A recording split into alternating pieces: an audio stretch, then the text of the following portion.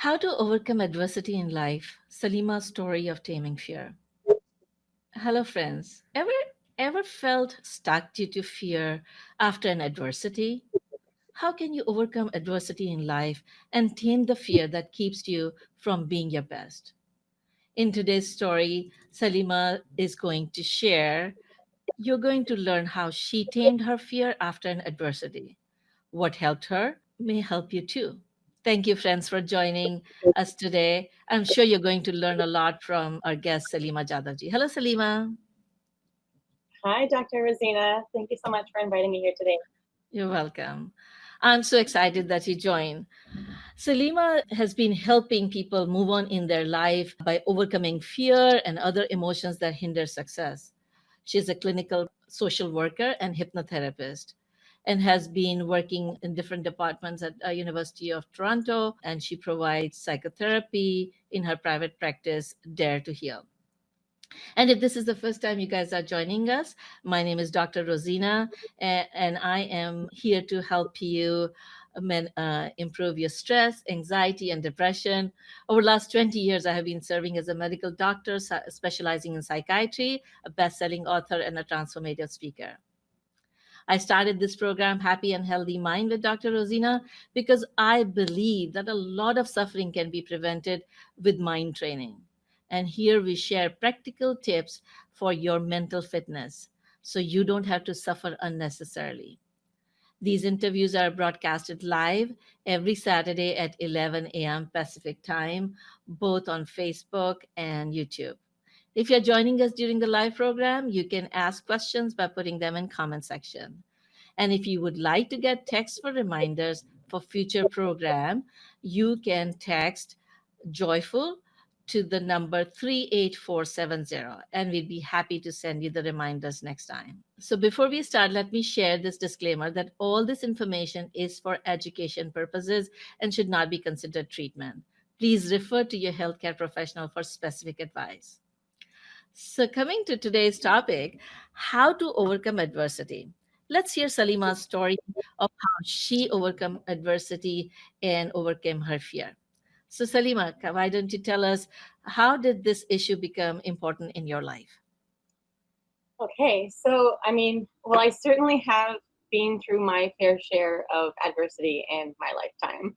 I really have been through a lot, from accidents to ongoing medical trauma, loss, grief. It sometimes feels that I actually have gone through more than one person can handle. And at one of my lowest points that I hit, that was at a time when it really came least expected. It came at a time when I was living and thriving and really in my full element. And out of nowhere, that's when it happened, when I least expected it.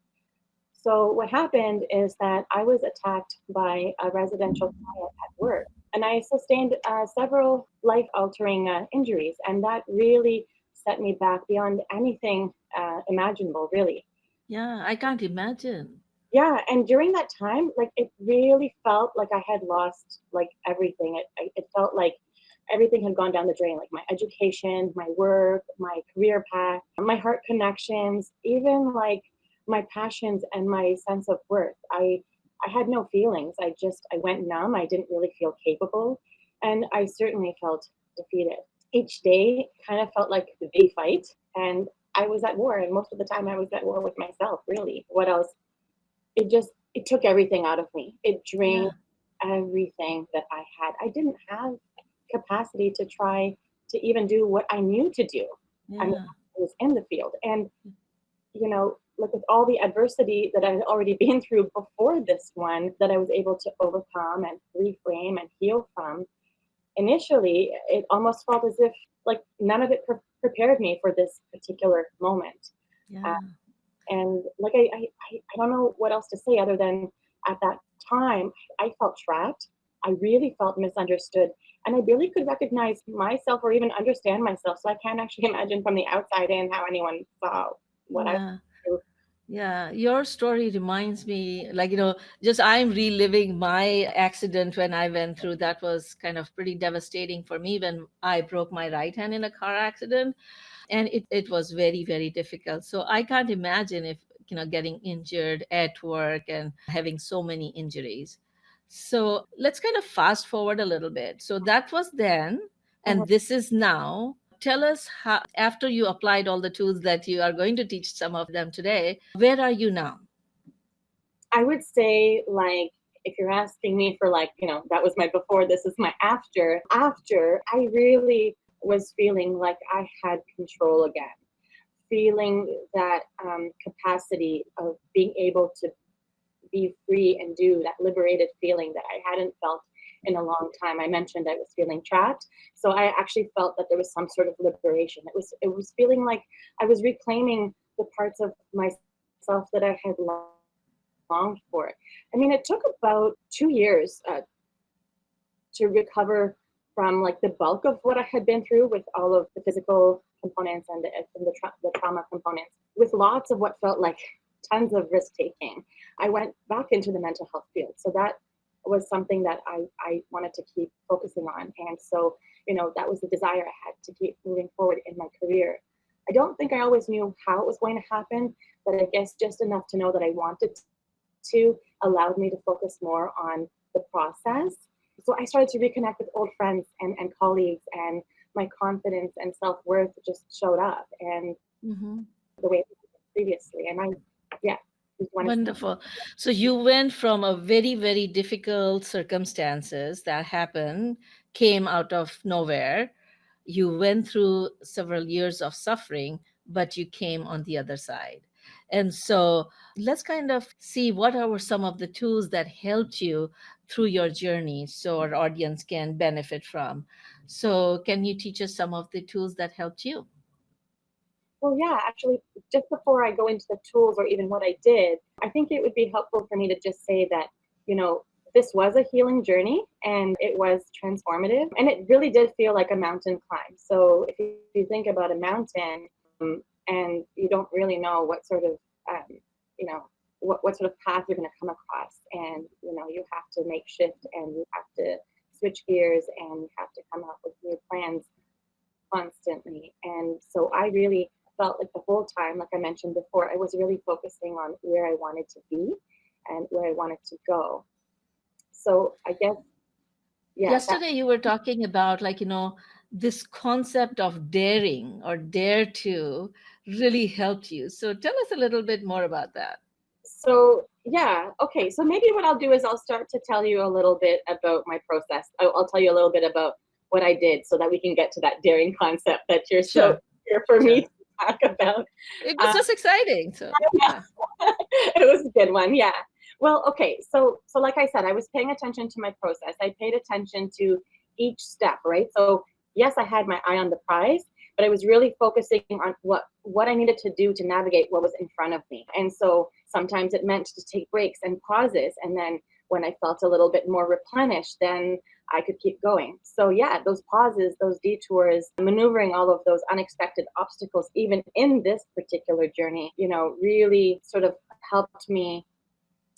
The way, I guess, focusing on the process, it really helped me stay present. It really helped me be mindful of each moment that arose. And then I started to take care of myself the best way I knew how. It might not have been the best way according to someone else, but I was taking the steps to take care of myself the best way that I knew how. I started to use my voice to share my inner turmoil, and I reached back to accept the hands of people that were reaching to me rather than just isolating. So I really went inward and showed myself compassion and gave myself permission to be vulnerable, something I think we forget to do. And I really gave myself permission to unlayer as well. And whatever I was holding on to, I was giving it a place to sort the pieces, right? And then because I was able to pay attention to my process, I think I was able to really tap into what seemed like the scariest of times, and giving it the attention really, really helped.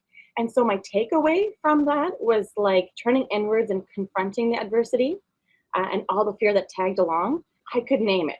I could tame it. And I rightfully could take back control because I found that I could have the ability to be the calm in the center of chaos. And essentially, I dared myself to heal. And so when you talk about your inquiry about that daring concept, that's actually how Dare to Heal was born. So Dare to Heal Let's Talk is the name of my practice where I provide services. But Dare to Heal was born under the pretense of the willingness to take charge, that the idea of taking risks and giving yourself permission to have vulnerability and show up with vulnerability. And no matter what our experiences are, unless we're actually willing to take that risk, we won't be able to get to the desire of where we want to go.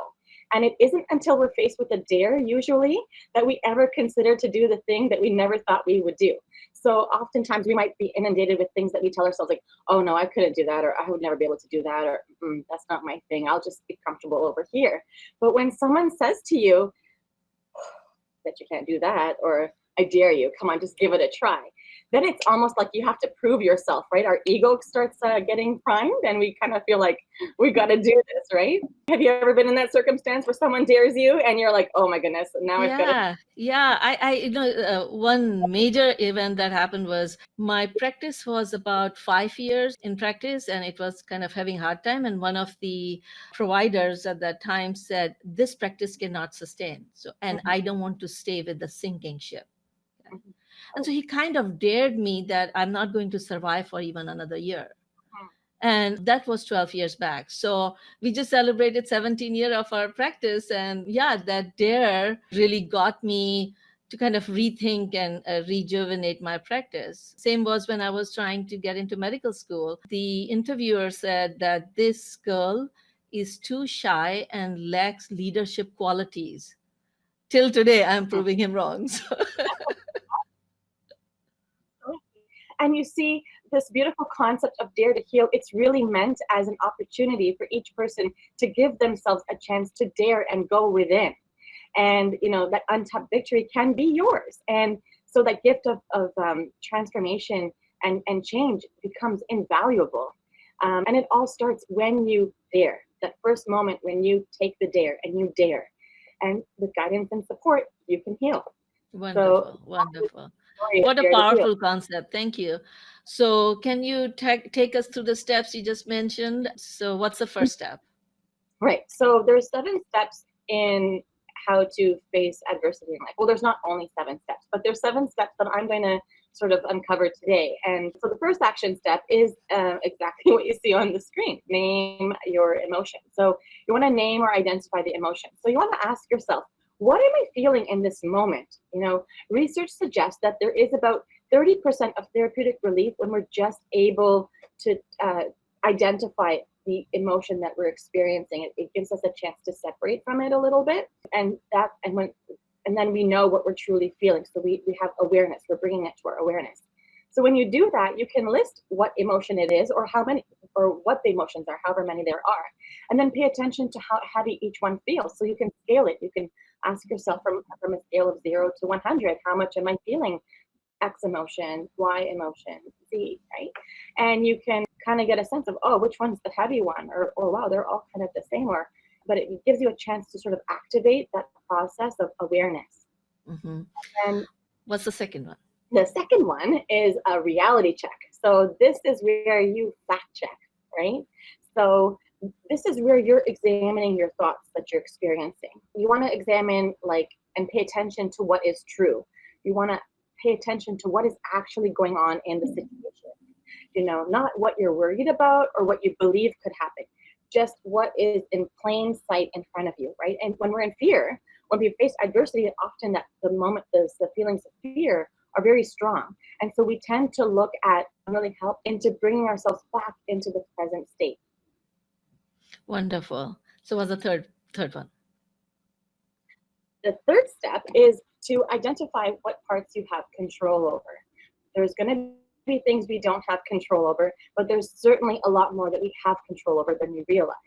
And so this is also a place where we get to start to look at how you can contribute to your situation. What can you do or say in that particular situation? What might be the things that you can't control, like other people, right? What they say, what they do, or an environmental factor, right? So I remember being on a plane one time, and we couldn't take off because there was an engine problem, and we had a connecting flight to take, which likely we were going to miss. if the plane didn't take off. Does it mean we're still not going to get to our destination? Yeah, we will, but the path's going to be a bit different, right? But recognizing what we can control and what we can't helps us to put our energy towards that. So when we identify the parts that we have control over, then we can actually start to manage what's in front of us. And in the Yeah. case of adversity, sorry, go Yeah. ahead.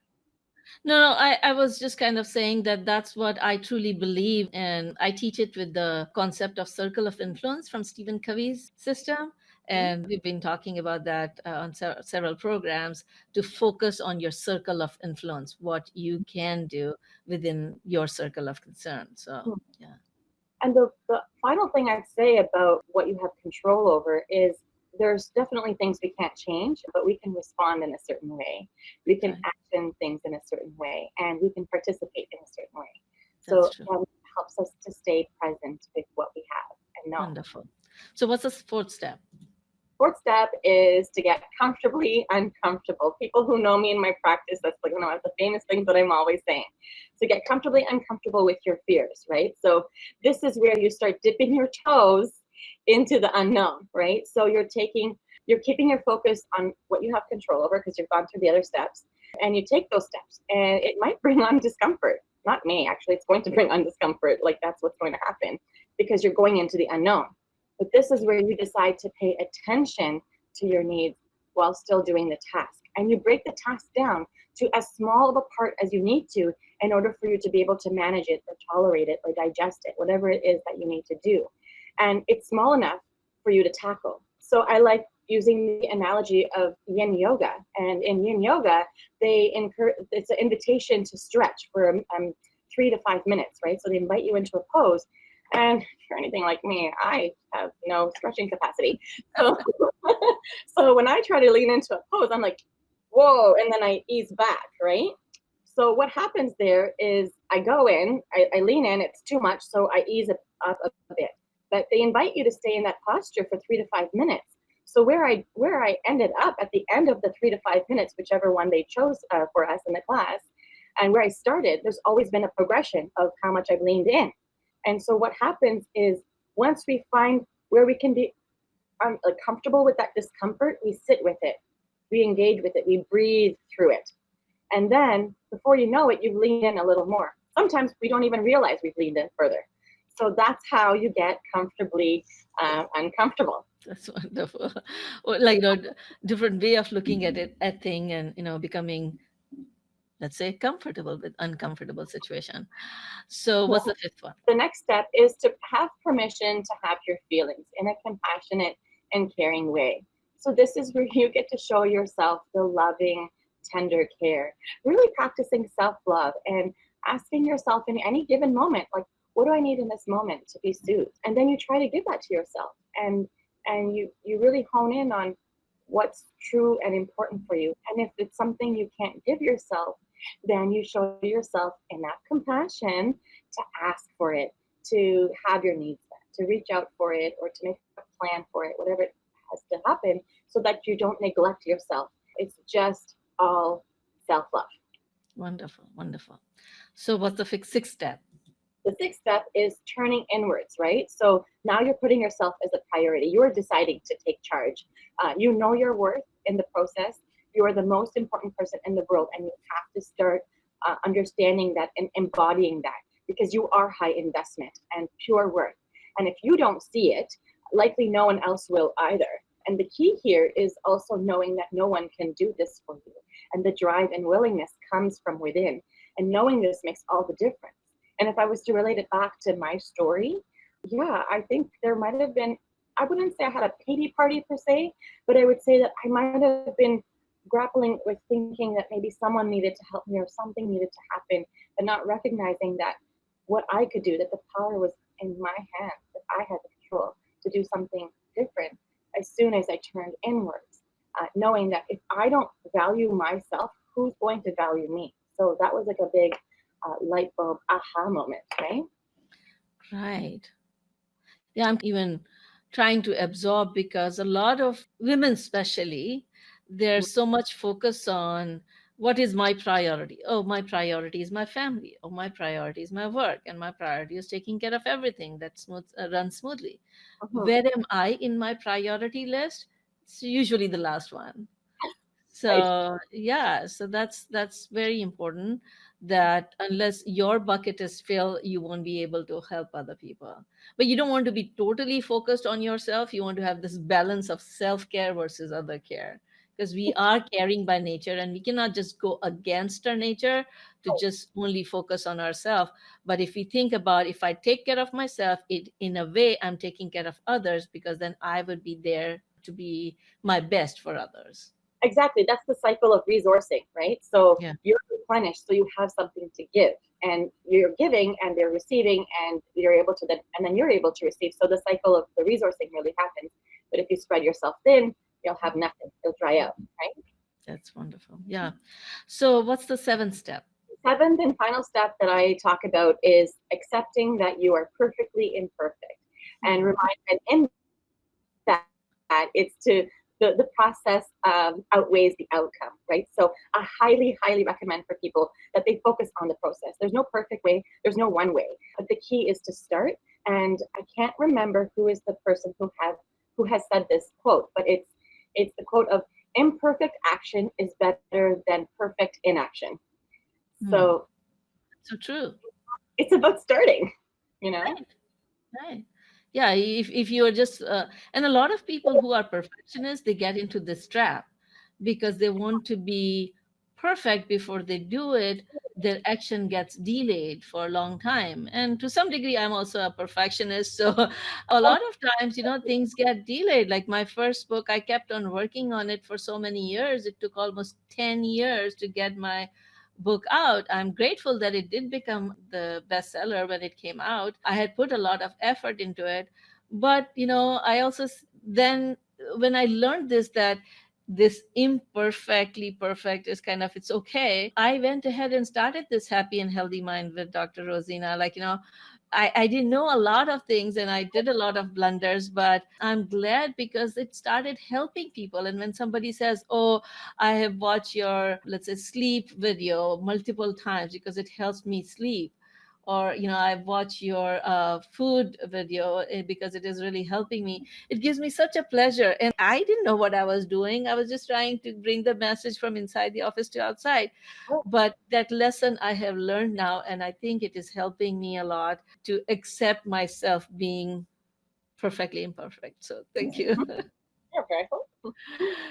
So how did it apply in your life? How did you become perfectly imperfect, or accepted yourself to be I imperfect? think I just started to keep reminding myself that I have imperfections, and just owning it, and Wonderful. I'm gonna try my best. And as long as I'm trying my best, I have imperfections, and that's okay. Wonderful, wonderful. I'm getting a request from the audience to recollect all the steps one more time, please. So, can we do that? Let's kind of go through each step. So, number one was, The first step is to name and identify the emotion. So what you're experiencing, being able to have clarity on what it is you're feeling. The second step is your reality check. So this is where you're checking for facts of what you're assessing the situation. You're examining what's actually true, what's actually happened. You're not focusing on the worries or what you believe could happen. For the third step is what parts do you have control over? What is in your control? So looking at what you have control over, what you don't, and then focusing on the parts that you do have control over, and how you respond to it is also in your control. And the fourth step is getting comfortably uncomfortable. The fifth step is giving yourself permission to have your feelings and doing that in a compassionate and caring way. Really showing yourself love, tender care, and allowing yourself to resource, knowing that if you replenish yourself, you'll actually have something to give someone else. But if you don't, you'll deplete. The sixth step is to turn inwards and recognize that you are the only priority, and you need this to take charge of your situation. And if you don't take charge, no one is going to do that for you. And the willingness, that drive, it comes from within. So you are the priority, and you can do that guilt free. You don't need to wait for someone to say it's okay. You have to take that initiative. And the seventh step is to accept that you are perfectly imperfect. Wonderful. Thank you so much. So my question is, somebody asked what was the fourth one again? So The fourth one is to get comfortably uncomfortable. wonderful. So tell me, what would happen if people don't follow these steps in some ways? They don't have to call these steps, but most people have to go through these steps to pass their adversity and overcome their fear so that they can move on. So what would happen if they don't? Well, here's the thing: is the journey is not going to be easy, right? So that just means that you're letting fear run your life. And if you want to live in fear, I don't know what sort of life that's going to be and how sustainable it's going to be. And at what point that you would deteriorate or decompensate further. And the less and less control you feel, oftentimes my experience with the clients that I see is that they start to feel powerless and helpless. And I'd rather that people start looking at what is in their backyard for what they can control and take it step by step. They might not be able to control everything, but you could start with one small thing, right? That's right. Yeah. Yeah. Sometimes when I'm teaching my clients a gratitude journal or some other practice, and one time a client said, I can't even think about gratitude at this time. And I said, it's okay because you're not there. That's But fine. there would be a point where you would think, okay, am I more comfortable in this uncomfortable situation, or I am ready to do something different? And when you are there to do something different, that's when these tools would start helping you. So start taking the step when you are ready. So I think everybody has to move on, but some people get stuck in their position or in their situation for longer than needed, and then they suffer more, but then they have to get ready. And so these tools come in the place when you are ready to move on. I was Salima, going to you. say with your example of gratitude, what I was going to say is that the person might not be ready right now to do a gratitude journal, but if they know that I'm not ready yet, so start by saying, looking at language, I'm not ready yet. So what am I ready for? What are the steps that come in between that will help me get there? And then you start at step one or step two, wherever you feel like you can start, so that the goal is still in mind, but you're working the steps. Wonderful, wonderful. So, in a sentence or two, can you tell me, if people do follow these steps, what kind of results can they get? I mean, I think it's pretty clear. You'll start feeling the control. You won't be living a life filled with fear. There was the opportunity to feel liberated. There's an opportunity to feel spontaneous, to Wonderful. invite spontaneity in, because you're not worrying about everything. You're not planning everything. You're not hiding from things. You're just Right, taking risks, and it becomes more natural and right. organic. Yeah. You become the best version of yourself. Exactly. Right. So at this time, I'm going to ask the audience if they want to have any questions, please put in the comment section and we'll try to answer. And while people are putting the questions, Salima, can you share about your program that you're starting Right. tomorrow, I guess? Yeah, the next round does start tomorrow. It is true. So I have created a signature program called Name It, Tame It, and Take Back Control. And this program really helps individuals unlearn the mind's natural fear response and give you the know-how to navigate the worst that shows up when we least expect it in life. And so we've talked about fear, right? Like we can really start to feel stuck, and sometimes we might not know how fear is stopping us in our tracks. And when we're in the place of fear, we can actually generate a lot of narratives that condition us in some way. Like you were saying, what happens if, people are not able to move, right? We get conditioned, but that's a safety behavior, right? So it's a safety behavior. And it might work well in the moment, but it doesn't really serve us very well in the long run. So when we're in fear, we often lack the knowledge about fact and circumstance. So this program invites people to examine their mindsets and evaluate their belief systems and the expectations that they set for themselves and other people, and really see what's getting in the way to reach that desired place. And while the emphasis is, and a reminder is, yeah, keep your eye on the prize, it's still about the process in getting there. And so the program is essentially a chance to embark on a path, on your transformation path, where you start to navigate through fear, indulge in self-compassion, implement learnings and start practicing them, and following the nuances of what it means to regain control and respond to adversity. So is it kind of an online program, offline, videos? What is it? It is digital, but it's comprised of video learnings and less like PowerPoint lessons, and I've created guided explorations. There's There's a journaling component, homework exercises.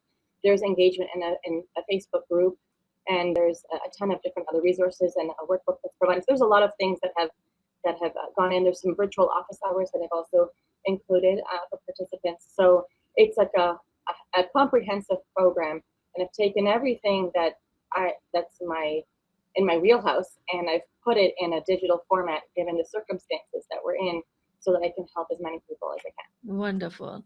So how can they access the program? Yeah, so the enrollment for the program closed yesterday because the program does start tomorrow. But for today's viewers, don't worry. What I have done is I've asked my team to open it back up earlier today, so that if you wanted to sign up, you still could. You go And to then you were also talking about gift that you are going to give to our audience today. Yes, so for today's viewers, you can get your complimentary call with me if you like, and you can visit daretoheal.co/book. The link is already provided there in the description. So daretoheal.co/book, and you can chat. So they would be able to talk to you for 15 minutes and decide if this is the program. But let's say if somebody wants to join the program today and they haven't had the appointment, can they just go ahead and enroll from daretoheal.co/take control? Yeah, so actually the complimentary call is not necessary. It's not part of the Take Control program. It's just something I offer if anyone wants to have a chat to kind of see if the services that I provide is a good fit, but you can enroll directly into the program. Wonderful, wonderful. And so somebody's asking how to get the links, and you can text joyful at 38470 and we will share the links. The link was also showing on the screen, so you can review that. And we're kind of coming to the end. Actually, we are past our time. So let me jump to the special of the day, which I think is very, very relevant to what we were talking about today. And so are you ready for the special? Yeah. All right. This helps for people, one time my friend said, like, there are so many obstacles in life, one after the other after the other. How can you enjoy life? You can see, like, so many disasters happening right now, and the personal life issues. How can you have a perspective that would help you enjoy life? So I said, what if we think life as a trip to Disney World? And she said, what? And so when I kind of described my analogy, it made really good sense to her, and her eyes lit up and she felt excited about enjoying even the negative experiences in life. So let me ask you, have you ever been to Disney World? Sorry, so is that the one that's in Florida? Yeah, the Disney World is in Florida, Disneyland is in California. Right. The one in Orlando. Yeah. So I had a trip a few years to the one in Florida, and it was a week-long trip, and there were a bunch of disasters on the way. So the first disaster was on the airport when we lost our luggage. So how would you feel when you lose your luggage of a week-long trip? Right. Oh yeah, that would be horrendous. Yeah. My friend said, like, I would say my vacation is spoiled, and I would ask them to give me the ticket back, and I would want to go back. And I said, okay, so that was the time when I was learning to apply mindfulness tools in my life. I'm still a student of mindfulness, but because every day is a new day. But anyways, we had this approach. I said, okay, we are going to enjoy no matter what. So that's what my mantra was. I was saying it before we go. And most of the time I would carry some essential stuff always in my hand carry. But that time I said, we want to travel light. And I put everything, including my brush and, the basic supplies, except, my phone and my wallet and stuff. And so here on the airport, we are standing by the luggage, and the luggage is not coming. And we are kind of, our stress level is going up. And we check, and they say, oh, your luggage was put on a different plane. Goodness. So it's not going, we will try to get it back, but it may not come back for a few days. And I said, like, we are on the trip for a few days. So anyways, as we were getting worked up, my mantra helped me. I said, okay, we are on vacation. We are going to enjoy no matter what. Okay, so we are on vacation. We can enjoy this experience. This is negative experience. We cannot enjoy, the negative experience, but we can experience the experience fully. Right. So by changing that thing, getting frustrated about losing the luggage, I said, okay, let's experience this experience. It's part of our vacation. And so we went and enjoyed the shopping at Target. That's great. And then the next day when we went for the trip, there are these rides when, you go like really zoom down. And so as we were going zoom down, it was so scary and I was feeling nauseated and stuff. And still, like, came out and went to the next ride thinking, okay, it was horrible and it was scary and I felt nauseated, but it was exhilarating. I want to do it again. And so I went to another ride and another ride, and there were many bunch of other mishap happen on that trip. But having that mindfulness approach, having that approach, okay, this is an experience and I'm going to experience it fully, really helped me get through that vacation. And there was no regret at the end of the trip that we did not enjoy the trip. So if you apply the same concept to life, life on earth is but a small journey, part of the journey of the soul. If you believe in the soul's journey, this is only a small part. And at the end of the trip, you don't want to leave any regret that you did not enjoy or experience all the experiences. Some are scary, some are negative, some are positive, but you want to experience life fully, with all its ups and downs. And so my friend said, yeah, that makes sense. It would help me cope with these negative experiences are also part of experiences, and I'm going to enjoy it fully. So on that message, I would say to the audience today, remember, what comes to you is not in your control, but how you respond to it is in your control. Make an intentional choice. You can do it. Till next time, Dr. Rozina.